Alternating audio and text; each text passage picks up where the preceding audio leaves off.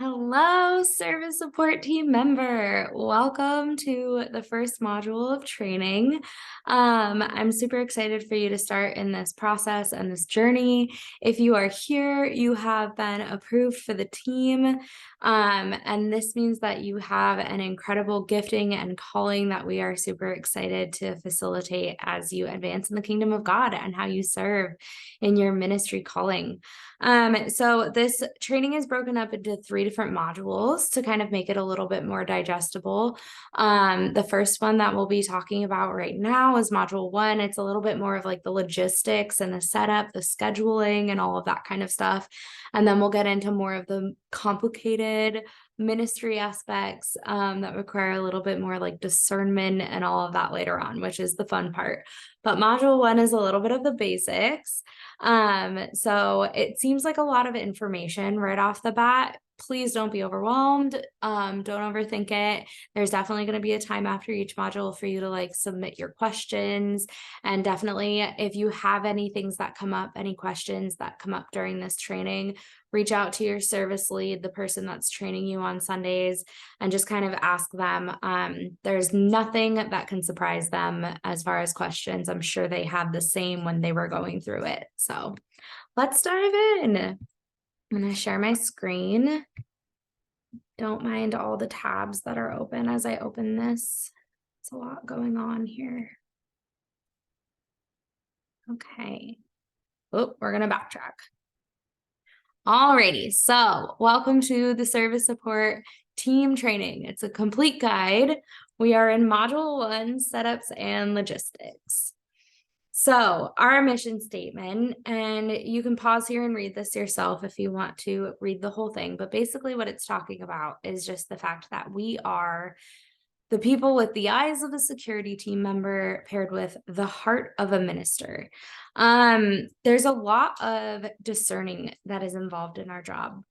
And one of the things that I like to talk about in this section is just the fact that as a church, I think all churches have this kind of unique challenge where we are meant to have the arms open like Jesus Christ. We are there to heal the sick and to accept the broken and to apply the healing love of Jesus Christ to all kinds of situations and all individuals.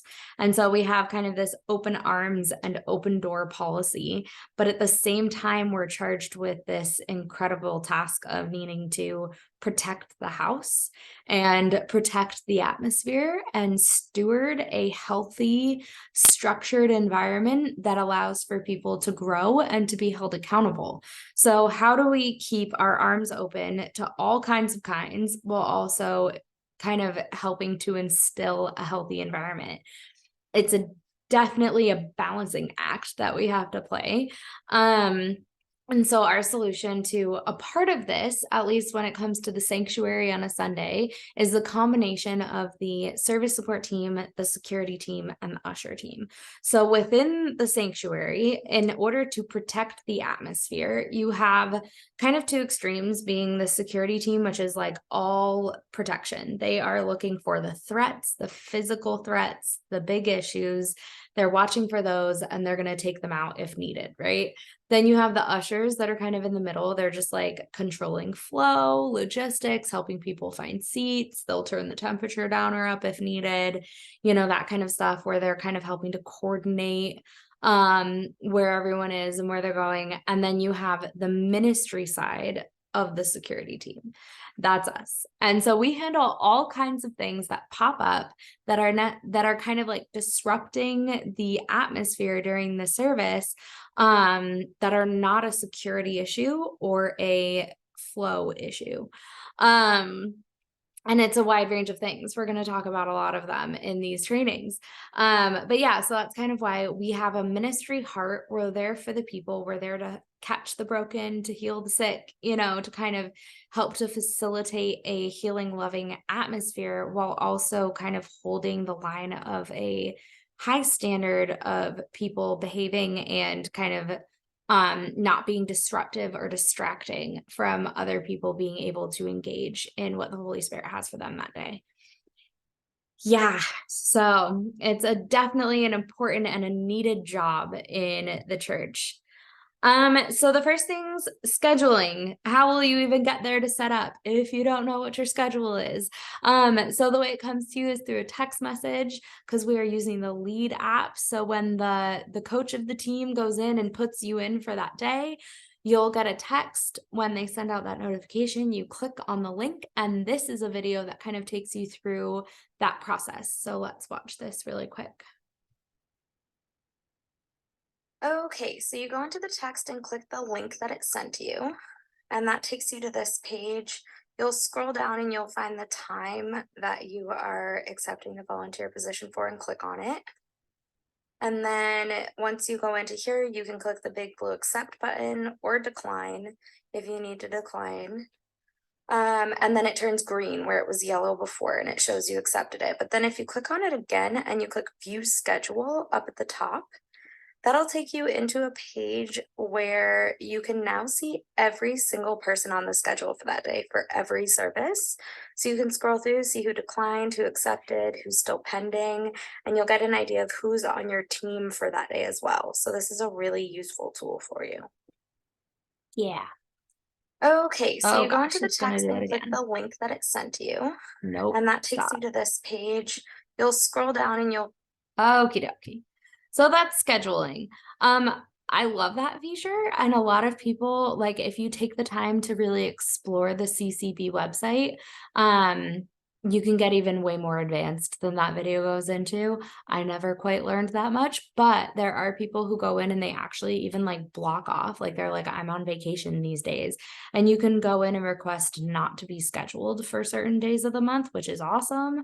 But yeah, it's also a great tool for seeing just who your team is that day. You don't have to walk in blind, not knowing who else is going to be there. So that's an excellent option as well.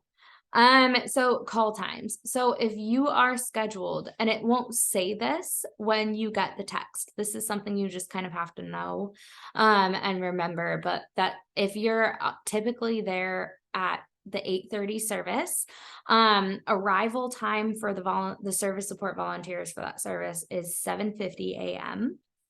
The reason it's so early, because you might be like, that's so extreme, that's 40 minutes before the service starts, but there's a lot of setup that goes into preparing for the service. And there's also a run sheet meeting with all of the service leaders and the other coaches and other teams of the day that happens before church starts first thing in the morning. So you have to be there for the run sheet meeting. And usually we prefer for everything to be completely set up and ready to go before we go into the run sheet meeting. So that's why we have such an early call time for that. It gives you just lots of time to prepare for the service. I love seeing when people show up and they use that time too, not just to set up, but also just to pray over the sanctuary, kind of get ready, start ushering in the atmosphere, welcoming in the Holy Spirit first thing in the morning. It's a beautiful time, and it can really be made productive. For the 10:30 service, we show up at 9:30. This is exactly when the 8:30 service is letting out. So sometimes, especially if Pastor Jurgen's preaching, we may have to wait a little while because they're not quite done. You don't have to be in the sanctuary at 9:30 if the message is not done from the service before. You kind of wait until it's over and then scoot in as the crowd is heading out. So kind of as they're coming out, you're kind of going salmon against stream inside. And then as soon as the crowd clears out, the doors will close between the services, and they're not letting anyone in or out, but we are inside preparing and setting the stage for the next, not the literal stage, but setting the sanctuary up for the next service. Same thing with the 12. We show up at 11:30 for the 12 o'clock service to kind of reset all the families with baby signs, get everything all straightened out, kind of clean up a little, get everything ready, and then we do a handoff. For Wednesday nights, it's a lot like the 8:30 service where you show up at 5:50, set up, and then run sheet will happen that before that service as well. So all of service support shows up at 5:50 and gets everything good to go. Now, when I'm saying setting up and getting ready, here's a little video to show you what that looks like. Amazing section because they get Oh paid gosh, for that. it's starting in the middle. There we go. Welcome to church on a Sunday morning. So this is the start of the 8:30. This is weird. I'm seeing myself double. Queuing up. And we're just gonna walk through and I'll show you the families with baby section and all of the beautiful setup that we have now for the beginning of the service on a Sunday. So if you take a look here, we've got all of the family signs out, which the service support team put out this morning. We've also got our families with babies sign positioned where it should be at the start of every service. And then I'll be taking pictures to show where the sign goes mid-service and how we store that in the in-between time so that it's not blocking people's view of the service. And then we're going to go around and look at the ministry bin.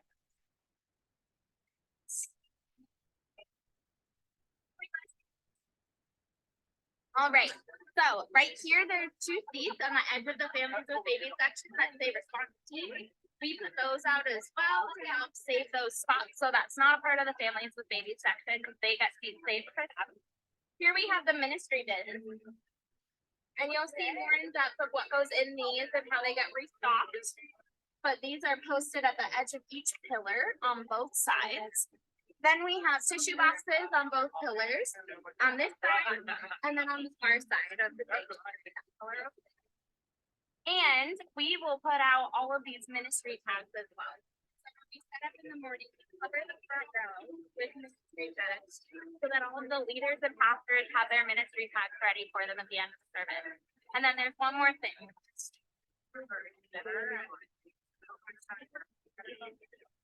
So you can see here on this pillar, it's set at the seat the tissue box and the ministry bin.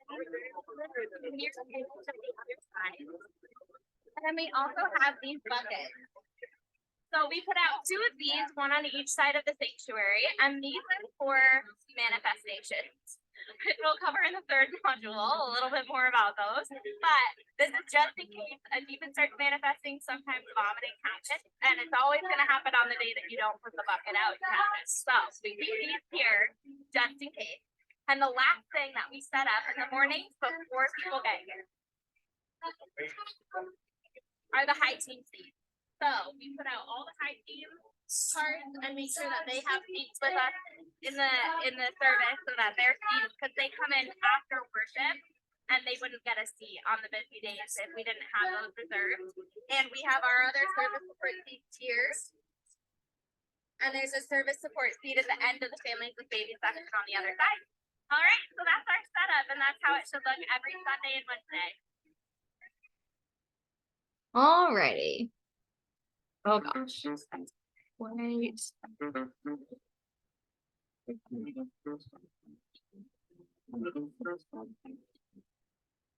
All right, so that is the setup, and it was kind of like a brief overview just to get a little visual in there, but it's not like a perfect map of everything. So in the service support manual, you were sent along with all of this other stuff, all these links. There is like exact map breakdowns of like everything with arrows showing you like a map of the sanctuary and arrows for each thing that gets set up. So if it's easier for you to understand where the stuff goes based on that, go ahead and reference that. And then in the bench, so that's one thing we didn't cover in the video, is all of that stuff came from a bench that has storage inside it that's in the response lounge. So when you're being taught how to set up or to put everything away, you'll see the service support bench and where that is. And inside there, there's also a binder that has the manual in it. So you can flip through and look at the map of where everything goes. And then inside that binder, there's also a setup checklist and a breakdown checklist. So if you're like, oh crap, this is my first time setting up by myself. Did I put everything out? I can't even tell if I did. You can go in and look and reference that checklist and it'll help you in a pinch. But definitely that's something. The only service that doesn't do setup or breakdown is the 10 o'clock. But even still, you're going to be getting there at 9:30 and helping to like make sure all of those tags are positioned neatly on the chairs and everything like that. So you should know all of the stuff that is our responsibility to make sure is set up and looking beautiful. So definitely knowing where to find it is important. So reference those maps or rewatch that video a couple times if you need to. And then if you're maybe as you're training this next Sunday, go around and like take a peek and take inventory, like, oh yeah, that was on the checklist. Oh yeah, this is here. Just so you can kind of lock in that information. Oop, okay, perfect. So run sheet. This is what happens after everything is set up and before the doors open on a service. So it'll either happen at 8 a.m. before the 8:30 happens, or it'll happen at 6 p.m. before the Wednesday night service. And this is really where we go over the service plan. So there are so many people volunteering, doing so many things on a given service. You may not know this now, but there's a service director, there's a stage manager, there is service leaders who get on stage and do all of the announcements, and they're different people for each service. And then there are many other people like the usher coaches, the kids church directors of that day, not directors, but coaches over that service. There's the excellence team, there's the parking team, there is the high team, there is the info booth team, there is the cafe team. And not all of them necessarily come to the run sheet meeting, but just to say there are so many moving parts. So run sheet is a chance for everyone to kind of go over what to expect that day, specifically like the flow of the service. And so everyone who that relates to comes to the meeting. So the worship team is represented. We have the usher team represented. We have security team there. We have usually a high team representative. We have the service leaders leading that. The stage manager is there, the sound booth is there, and the service director is there. The service director will do the whole, like they read off of a thing in their phone that says like, okay, we're going to play this song. Then at this time, we're watching this announcement video. Then we're going to do this announcement promo. Then we're going back into worship and playing these songs. Then Tide's message is this person. So it's literally just like logistics. This is what to expect. It's a great moment for service support though, to get an idea of what ministry time is going to look like afterwards, because we help to control the flow of the ministry time. So if there's anything unique happening, or if certain speakers will give us like a heads up that they're doing a really big altar call, they'll talk about it in run sheet. And then on a Sunday, there's a handoff. So like there's only one run sheet that happens first thing in the morning. So for the 12 o'clock team, they don't get that information before their service starts. So each team has to hand that off. So it's really important for the 8:30 team to be there, listening, paying attention to that. Then, yeah, so we'll pass it on to the next services. So this is the check-in, check-out.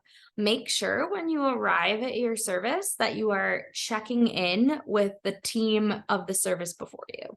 So you don't want to ever start your service without having had a chance to know what to expect and prepare for. So that means every team coming off, before you leave for the day, make sure somebody checked in with the team coming on, and the team coming on, check in. Be there early enough. So if you're going to be late, text them and say like, hey, I'm so sorry, I'm on my way. And so they're not sitting there waiting and being like, oh no, is there even a service support team for next service? What's happening? Somebody should be there, but it's just always good to stay in open communication and then be respectful. This is why we really need to show up on time, because the people leaving that service may have kids to pick up in kids church or other stuff to do. So just don't be late. And then everyone do a little huddle and hand off the information. Like, this is what they said in run sheet, or it was a really strange altar call and XYZ happened. Or while we were doing ministry time, Pastor Tessa asked for us to do XYZ differently. You know, there's always like little things, and it's just really, really good for the teams to connect and have that open flow of communication from service to service. Also, before you leave, you check out with your lead. So this applies specifically or especially to the noon service and to the Wednesday night service. Guys, no one likes the feeling of looking up and realizing like, oh crap, I was in conversation with this pastor because they pulled me aside. And while they were talking, everyone left me. And now I have everything to clean up all by myself.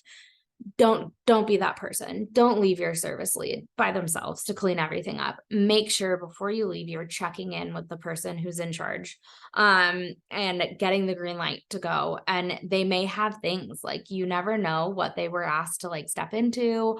If somebody on the line is like, hey, this person's being abused at home, can you sit with them and fill out a form with them? Like there's all kinds of crazy stuff that comes up. And so you don't want to leave that person with no one else in the room to rely on as their teammate. So just check in, check out always. It's good policy. Alrighty, what's happening? Okay, so that is module 1. You now know set up, the standards of checking in and check out, when to show up, and how to view your schedule.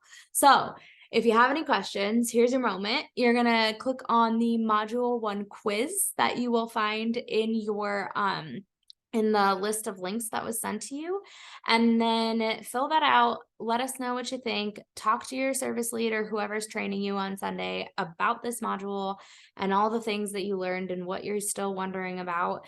And then also, if you have any questions still, definitely fill that out in the form and you'll most likely get a faster response to your questions then.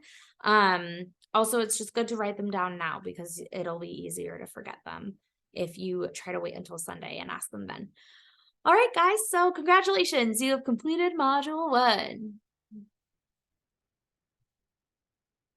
Okay.